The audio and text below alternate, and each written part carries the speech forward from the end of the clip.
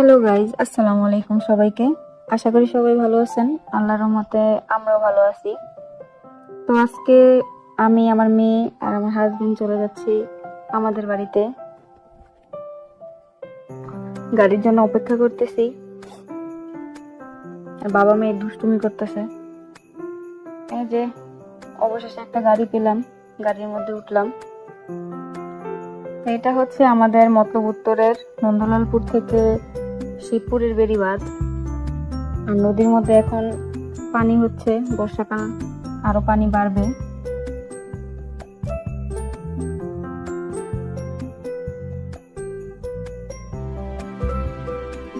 তো অনেকদিন যাবত এই আব্বা আম্মা ফোন দিতেছে তাদেরকে, তাদের জামাইকে নিয়ে তাদের বাড়িতে যাওয়ার জন্য। আমার ছোট বোনকে বিয়ে দিছি, সেই বোনকে আবার শ্বশুর বাড়ি থেকে আনতে হবে। এই জন্যই আমরা যাচ্ছি। এই যে টলার ঘাটে এসে বসে আছি, টলা ছাড়বে ওই পারে, নদীর ওই পারে যাওয়ার জন্য। মেয়ে আমার টাকা দিচ্ছে তার বাবাকে। একটু পরেই আমাদের টলার ছেড়ে দেবে।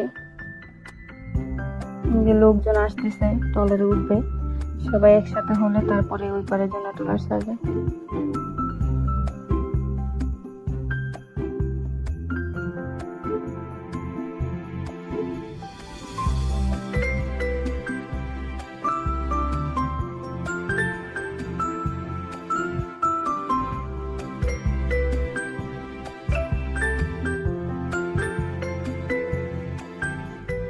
এই যে টলারের ভাই আবার টলার চালাচ্ছে, এখানে ছেড়ে দিবে।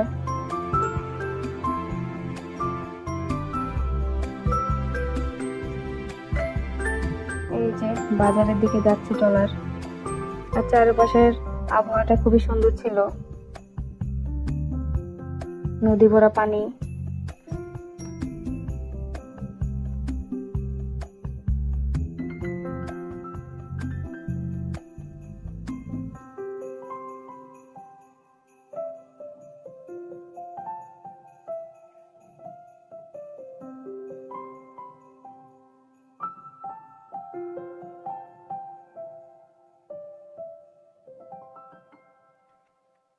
অবশেষে বাড়ির দিকে রওনা দিচ্ছি।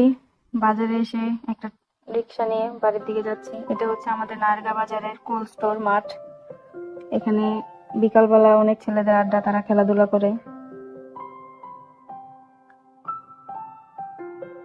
তো বাড়ির রাস্তা থেকে নামতেই দেখি একটা বড় কুকুর। তার আবার কেউ কান কেটে দিছে মনে হয়, একটা কান নেই। যে আরেকটা কুকুর আসতেছে।